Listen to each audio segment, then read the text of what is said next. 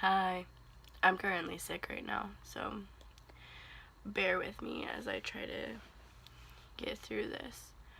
So I went to the Baltimore Museum of Art and I saw some pretty cool art. Um, I'm pulling up some pictures on my laptop so I can talk about it.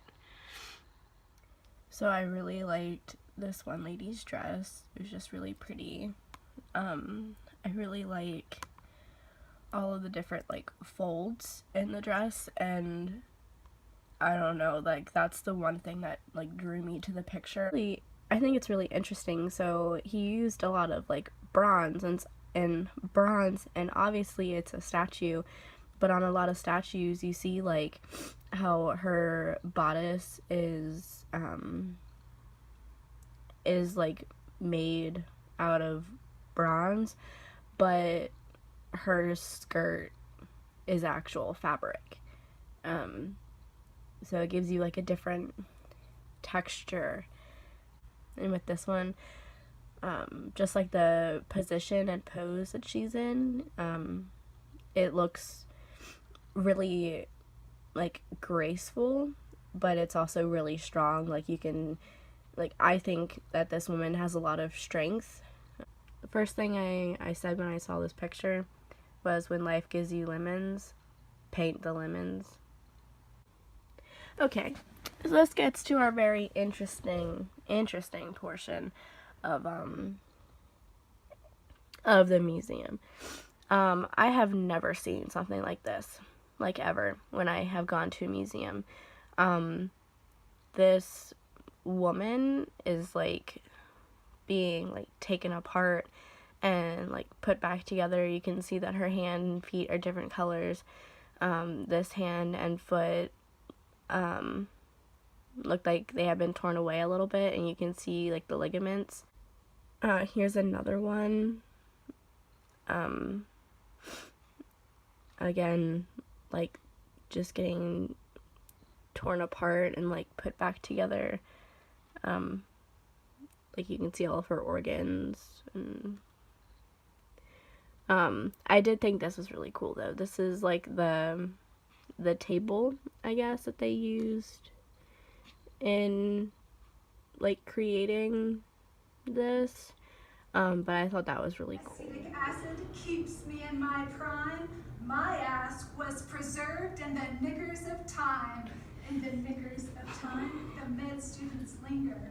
I lent them a hand. I gave them the... That you lay there in the body of the sturgeon. We are ghosts and play no longer. I thought it was satisfying, I guess I should say. Just that the lines are so perfect. They're literally perfect. They go straight down, and the colors aren't blending into each other. They're it's just so satisfying to look at for me. Let me look at my map so I know what I'm talking about. So in a lot of the contemporary art, which is where I saw Andy Warhol, I don't know any other artist names. He's just the one that I know because he also had these things that looked like chewed up gum.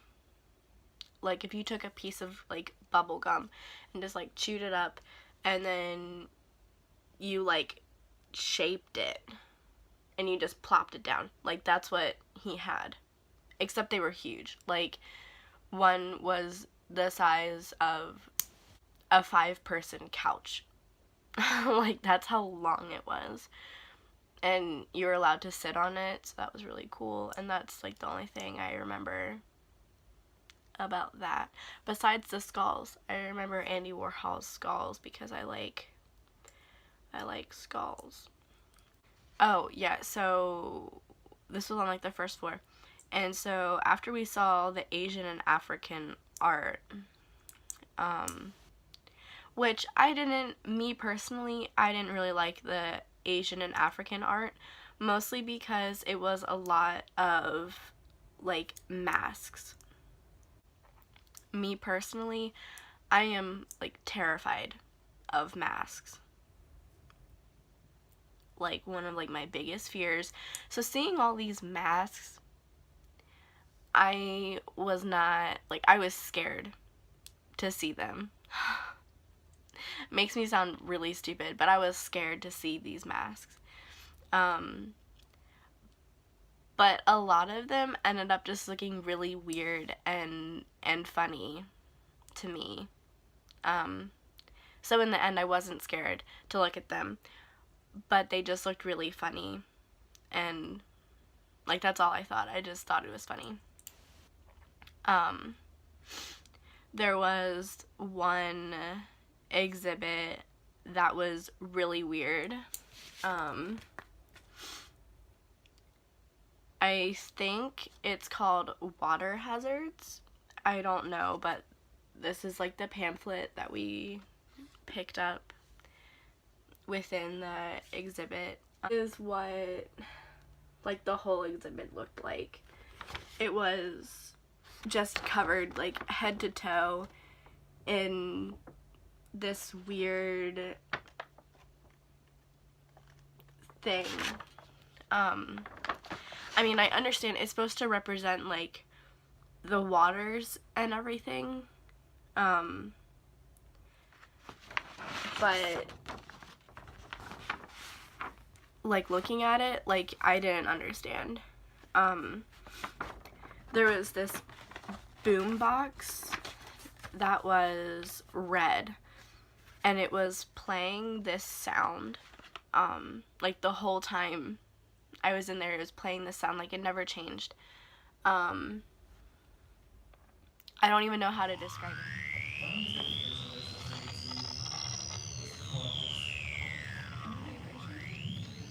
So yeah, I went to the Baltimore Museum of Art, or how us Marylanders say it, Balmore.